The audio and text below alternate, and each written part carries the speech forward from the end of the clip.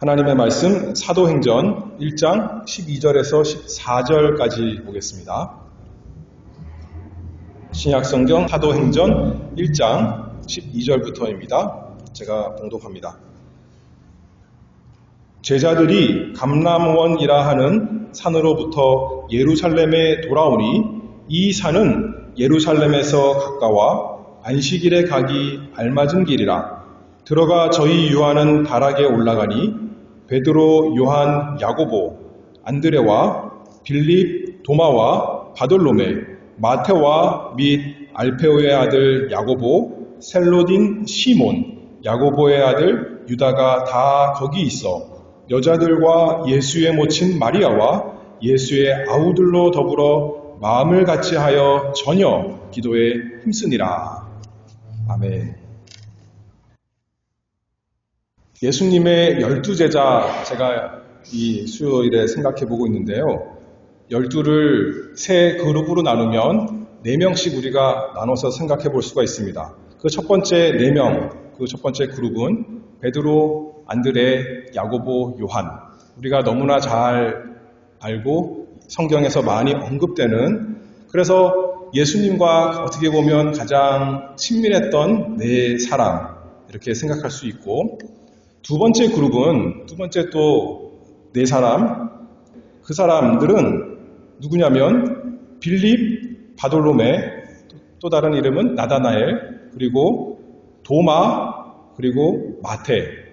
이 사람들은 성경의 기록에 의하면 별로 이렇게 많이 나오지 않지만 그래도 복음서에 이 사람들의 말도 나오고 기록이 어느 정도 나옵니다. 그 다음에 이제 여태까지 우리가 8사람 이렇게 살펴봤고, 나머지 세 번째 그룹은 4사람인데 그 마지막 사람 가룟 유다 빼고는 성경에 별다른 기록이 없습니다.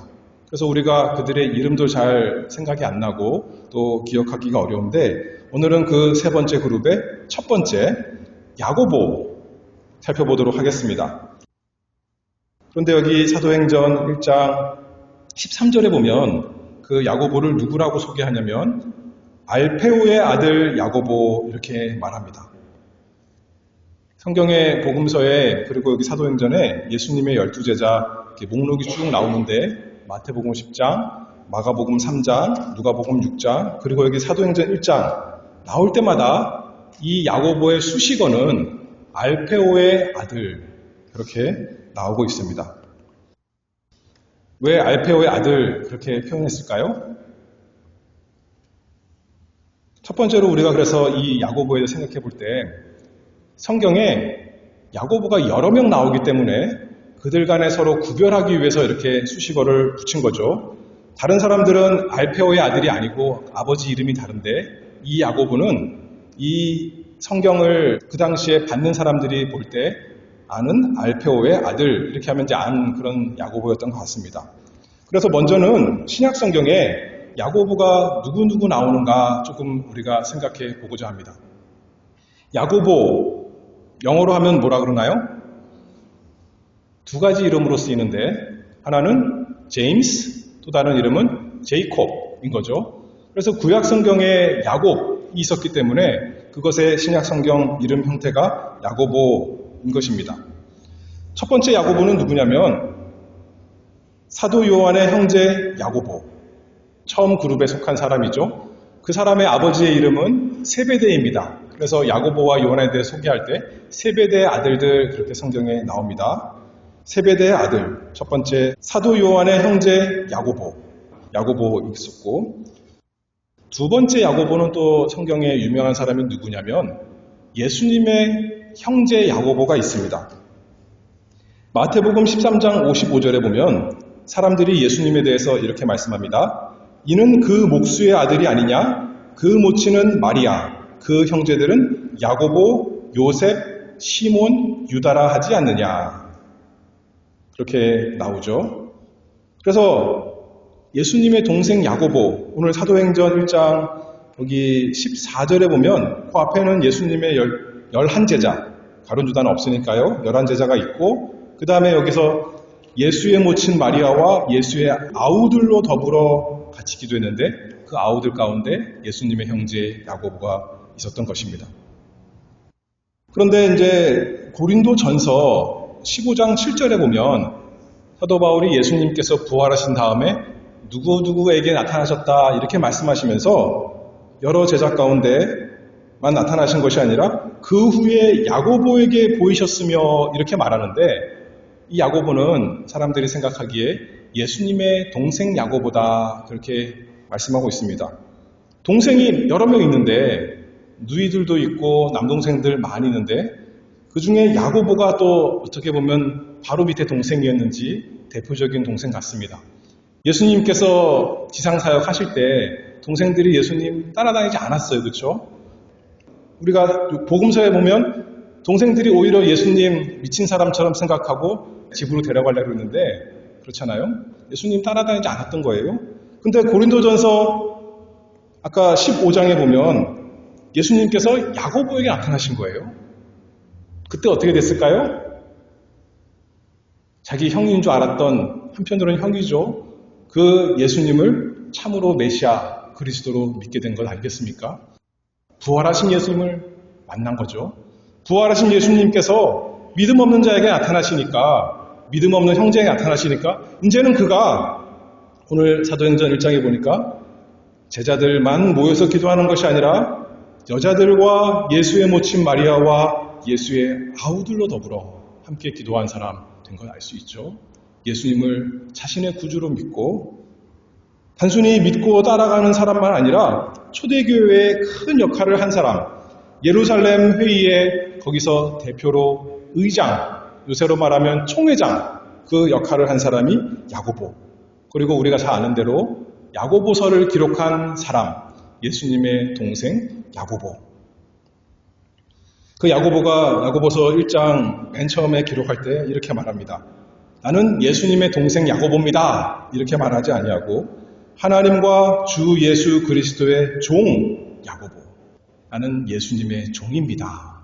예수님이 말씀하시면 나는 다 순종하는 참 종입니다. 이렇게 자신을 낮춰서 예수님을 하나님으로 그리스도로 섬긴 야고보. 그 첫 번째 야고보는 사도 요한의 형제 야고보, 두 번째 야고보는 예수님의 동생 야고보, 예루살렘의 기둥과 같은 그런 야고보. 그리고 이제 오늘 세 번째 야고보가 있습니다.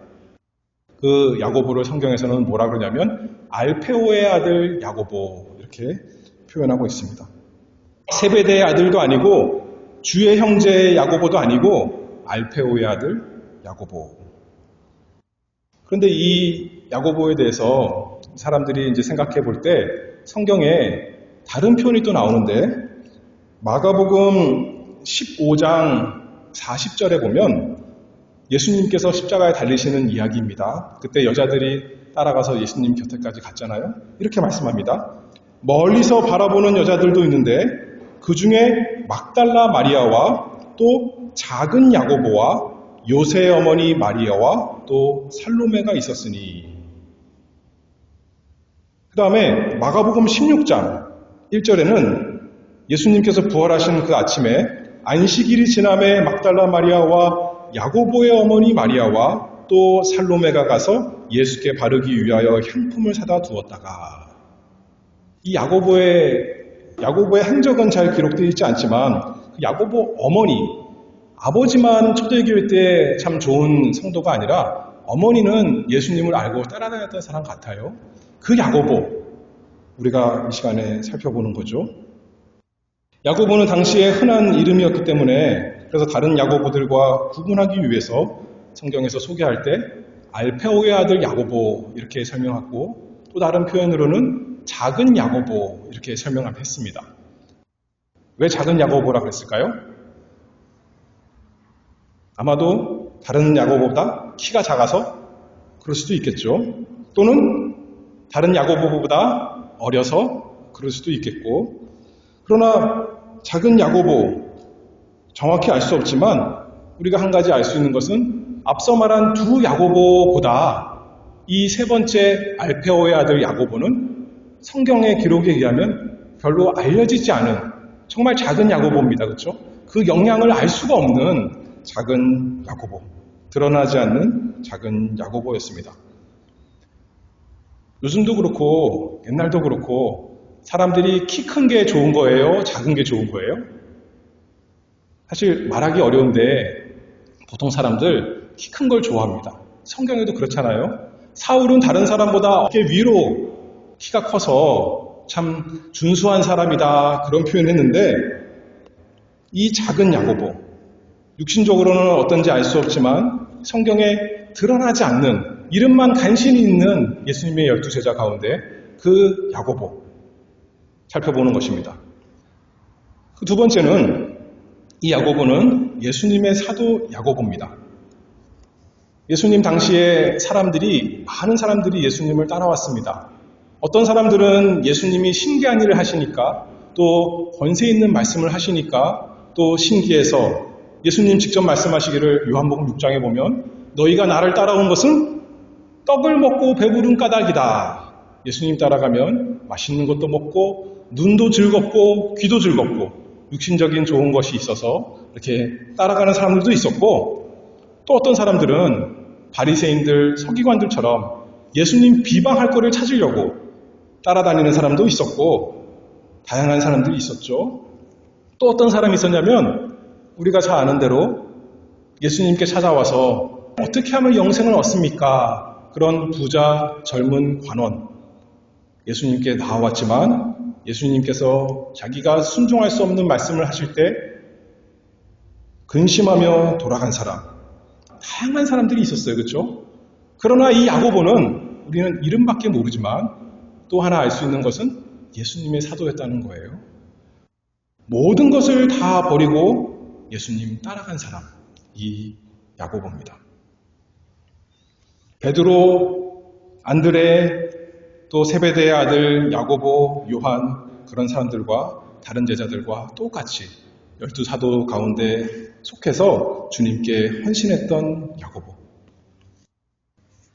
아마도 공부를 많이 했던 것 같지는 않아요. 바울과 같이 구약성경 많이 공부하고 바리새인 중에 바리새인 그런 사도가 됐던 건 아닌 것 같습니다. 베드로, 안드레, 야고보, 요한처럼 시골 어부였던 사람일 수도 있겠습니다. 잘 모르죠. 주님께서 부르신 사람들을 보면 다양한 사람들이 있어요. 그렇죠? 어부들도 있고 세리도 있고 또 다음에 할 셀롯 사람 시몬도 있고 다양한 사람들이 있는데 유명하고 능력 있는 사람들만 예수님께서 사도로 뽑으시고 성도로 신자로 좋은 사람들만 고르시는 것이 아니라 주님께서는 다양한 사람들 주님께 필요한 사람은 유명하고 대단한 사람들이 아니다 하는 것을 우리가 잘 알 수가 있습니다. 고린도전서 1장 26절에 보면 이렇게 말씀합니다. 형제들아 너희를 부르심을 보라. 육체를 따라 지혜 있는 자가 많지 아니하며 능한 자가 많지 아니하며 문벌 좋은 자가 많지 아니하도다.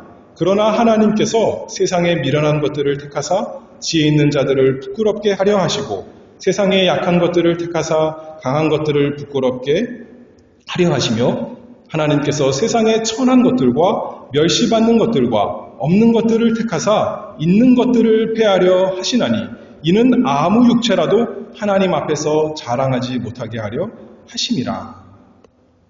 세상에서 능력 있는 사람, 유명한 사람만 예수님께로 모으시는 것이 아니라 오히려 우리 주님께서는 유대 지방, 예루살렘 지방이 아니라 갈릴리, 낮은 곳에 임하셔서 그들과 가까이셨습니다.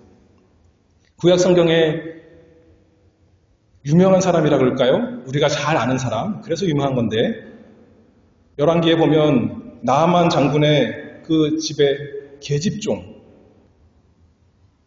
이름도 없고 참 아무것도 없는 미천한 자지만 포로로 잡혀간 종이지만 복음을 전하고 우리에게 유명한 사람 된 것 성경에 많이 나오는 거죠. 예수님께서 이름 없는 사람들 부르시고 세우시고 사용하십니다. 그래서 우리에게 영광 주시는 것이 아니라 예수님께 영광을 돌리도록 우리가 예수님께 영광을 돌리고 그것을 아는 모든 사람들이 오직 주님께만 영광을 돌리도록 예수님께서 약한 사람, 무능한 사람도 다 사용하시는 것입니다. 그래서 화방이라 그럴까요? 미술점, 미술 도구 파는 곳에 가면 캔버스가 있는데 그 캔버스 자체가 대단한 게 아닌데 어떻게 그 캔버스가 대단하게 될까요? 가치가 있어지려면 유명한 화가가 거기다가 그림을 그리는 순간 그 캔버스 자체는 엄청나게 가치가 있는 게 되는 겁니다. 우리도 그런 거 아니겠어요? 저번에 코로나 때 나라에서 수표가 왔는데 거기에 누구 사인이 있냐면 대통령 사인이 딱 있더라고요. 그러면 그게 값이 얼마든지 간에 너무나 확실하게 믿을 수 있는 수표가 되는 것 아니겠습니까? 그 종이 자체는 별거 아닌데 그런 게 바로 하나님께서 쓰시는 일이다. 그렇게 말할 수가 있죠. 예수님께서 오히려 무가치한 사람들, 단순히 가치가 없는 정도가 아니라 능력이 없는 정도가 아니라 죄인들까지도 자신의 피로 씻기시고 성령을 부어주셔서 능력 있게 하셔서 주님의 복음 전하도록 이 세상에서 능력 있는 사람 만들어준 그런 문제가 아니라 그것보다 비교할 수 없는 가장 존귀한 예수 그리스도의 복음을 전하는 사람 만들어주신다 하는 거죠. 그러니 아까도 말한 나아만의 계집종 같은 사람도 나아만에게 복음을 전했던 거 아니겠습니까? 그래서 그리스도를 담대하게 증거하는 사람 되게 하십니다. 고린도 후서 4장 6절에 보면 이렇게 말씀합니다. 어두운 데서 빛이 비치리라 하시던 그 하나님께서 예수 그리스도의 얼굴에 있는 하나님의 영광을 아는 빛을 우리 마음에 비추셨느니라. 우리 스스로는 깜깜하고 어두운 사람인데 다시 말해서 이 세상적으로는 뭐 능력이 있든 없든 도대체 빛이 없는 어두운 자들이었는데 하나님께서 예수 그리스도의 그 하나님의 영광을 아는 빛을 우리 마음에 비추시면 이제 우리가 어떤 사람들이 되는 거예요? 우리 자체가 대단해서가 아니라 그 빛을 받은 사람으로서 이제 밝게 세상에 복음의 빛을 비추는 사람이 되는 거죠. 그래서 그 다음 절에 고린도후서 4장 그러니까 그 다음 절을 읽어보면 우리가 이 보배를 질그릇에 가졌으니 이는 능력의 심히 큰 것이 하나님께 있고 우리에게 있지 아니함을 알게 하려 함이라. 우리가 대단해서 대단한 일을 한다는 것이 아니라 우리는 너무나 깨지기 쉬운 어떻게 보면 더러운 질그릇 같을지라도 보배를 주셨다는 겁니다. 예수 그리스도의 얼굴에 있는 하나님의 영광을 아는 빛을 우리에게 주셔서 우리로 하여금 이 세상에서 어두운 세상에서 복음의 빛, 예수 그리스도의 빛, 죄인을 구원하시는 나같이 비참한 자를 구원하시는 그 그리스도의 능력을 그 능력의 심히 큰 것을 다 전하게 하시니 얼마나 감사합니까? 이 우리가 오늘 생각해보는 예수님의 사도 야고보도 아마도 그런 사람이 아니었겠나 우리가 생각해보는 거죠. 그래서 세 번째로 그 다음에는 그런데 이 야고보 좀 더 생각해보면 이런 거 있습니다. 처음에는 알려지지 않았는데 예를 들어서 구약 성경의 엘리야 잘 모르는 사람들입니다. 저기 시골 사람입니다. 그런데 하나님께서 들어서 사용하는 순간 온 나라가 다 아는 유명한 이름 되는 거 아니겠어요? 그렇죠? 그런데 이 야고보는 어떤 거예요? 예수님의 12제자 가운데 하나인데도 불구하고 여전히 이 사람이 어떤 사람인지는 모르는 거예요. 하나님께서 불러서 사용하시는데도 불구하고 이 사람에 대해서 우리가 아는 게 별로 없습니다. 높아지지 않았어요. 다시 말해서 세상적으로. 그렇죠? 여전히 사람들 가운데 모르는 사람으로 남아있은 것입니다. 하나님께서 부르시면 이제 능력을 받아서 높아지는 것이 아니라 세상적으로 대단해지는 것이 아니라 여전히 사람들 눈에는 안 보이고 이해가 되지 않을 수 있습니다. 그러나 하나님께서 아시는 거죠. 왜냐하면 하나님께서 부르셨으니까요. 우리 주님께서 택하시고 능력 주셨고 사용하시니까 주님께서 알고 인정해 주시는 것 아니겠습니까? 그런 야고보 우리가 좀 생각해 봅니다.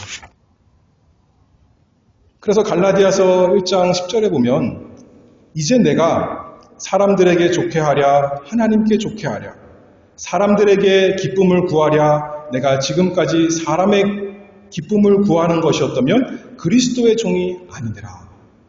내가 이제 하나님께 능력을 받아서 예수 그리스도께서 나를 부르셨으니 나는 대단한 일을 하고 많은 사람들에게 높임을 받아야겠다.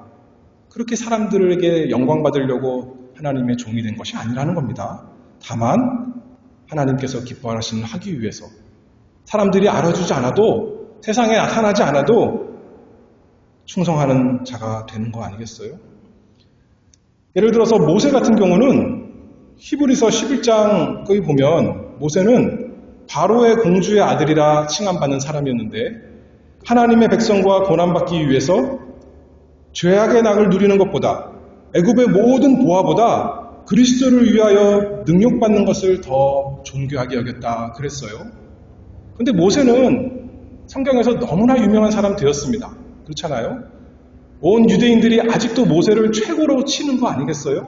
지금도 우리는 다 모세를 아는 겁니다. 근데 아까도 말했지만 야고보는 별로 아는 사람이 없는 거예요. 우리도 그럴 수가 있다는 거죠.